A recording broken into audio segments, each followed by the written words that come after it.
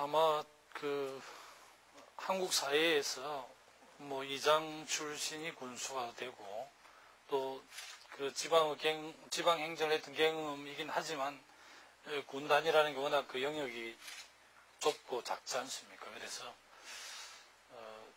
아마 어떻게 보면 그 아웃사이더 비주류가 이 서울 쪽의 중심에, 그것도 정부 속의 작은 정부라는 행정자치부의 그 수장으로 온 것에 대한 거부감도 좀 있지 않을까요? 모르겠습니다. 우리 사회 그런 비주류가 주류가 되는 이런 거에 대한 좀 동의하지 못한 부분, 또 뭐 좀 다른 측면에서 보면 그 행정자치부 장관이 굉장히 중요한 직책인데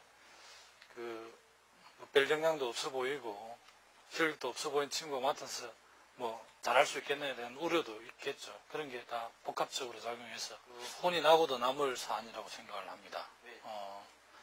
사실 이제 그 행정자치부 장관이 그 치안행정을 총괄 지휘하는 그런 위치에 있습니다. 그래서 저희들은 이제 그 화물연대의 그런 그 생존권 차원의 주장들을 그 의도를 저희들이 알고는 있었습니다만은, 어쨌든 그 참여정부가 그 대화 타협이라는 방식을 통해서 갈등 분쟁을 조정하려는 원칙을 저희들이 좀 가지고 가려고 했던 입장이었고, 그동안 그 화물연대, 화물 운송료 문제였기 때문에 주로 이제 주무부처를 우리 이 행정부에서는 주무부처를 많이 따지는데, 그 사안에 대해서는 건설교통부가 주무부처에 대해서 서너 차례 이렇게 협상을 했었는데 의견 차이를 좁히지 못해서 문제가 있었고, 일단 그렇게 하더라도 화물차의 진출입을 막고 농성을 하고 교통을 막고 했기 때문에 그 부분은 전적으로 치안 문제였기 때문에 대통령께서는 그 협상보다는 그렇게 발생된 치안 상황에 대해서 철저하게 대응하지 못했다는 부분에 대해서 강한 비판, 질책을 하셨죠. 행정부 장관으로 오기 전에 내년 총선을 준비하고 있었습니다, 사실은. 그렇기 때문에 좀 아쉬워하는 사람도 있고, 또 여러 가지 노무현 정부에서의 그 영남권에서 원내 진출이라는 것은 노 대통령이 그렇게 꿈꾸었던 그 지역주의 극복과 전국정당, 또 정책정당 이런 거하고 연결이 되기 때문에 그 영남의 원내교두부 확보라는 차원에서가 남해 아동에서 총선에 나갔으면 하는 바람들을 많이 갖고 있었습니다. 그러나 제가 행정자치부 장관을 맡았고, 특히 지방분권 정부 핵심 행정계획이라는 이 과제가 굉장히 난제거든요.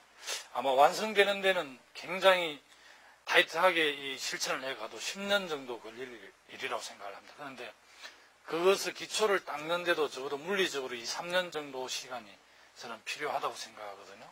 그런 입장에서 보면 제가 총선을 나갈 수 없는 입장. 그게 이제 어떤 신문에서는 이 표준 정원제를 했을 때 3년에 걸쳐서 248개 자치단체, 거기는 시도, 시군구 다 포함했습니다.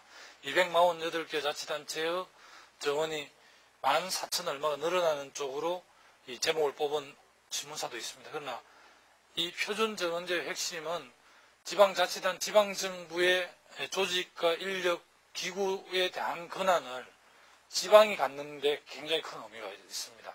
이런 모든 중앙부처들이 갖고 있는 지방화와 관련된 지방의 권한이 이양됨으로써 주민들이 행복하고 물론적으로 주민들 삶이 도움이 되는 건 다 넘겨야 되지 않습니까? 그런데 이거는 우리 의지로 넘기는 게 아니고 중앙정부의 직무 분석을 통해서 떨어내야 할 일, 지방으로 넘겨줘야 할 일을 구분해야 하는데 이거는 1년 정도 걸릴 겁니다. 그래서 정부 핵심 지방분권위원회 김병준 위원장으로 있는 이 위원회에서 그 직무 분석을 할 겁니다. 우리와 같이 해서 넘겨주겠죠. 그래서 우리 이제 권한을 넘기고, 권한이 넘어가면 국가 사무가 지방으로 넘어가면 그게 사람과 돈을 보충을 해줘야 합니다. 그래서 이제 기획예산서나 재정경제 보고 저희들이 긴밀하게 협의해서 재정계획을 통해서 예산도 같이 넘겨주는, 권한과 예산을 같이 넘겨주고, 이 지방의회 위원들의 지방의회도 더 활성화하고, 시민단체들도 더 준비를 잘하고, 집행부도 더 준비를 해서 그냥 이 지방의 자치 역량을 강화하는 노력을 지방은 해줘야 하고요.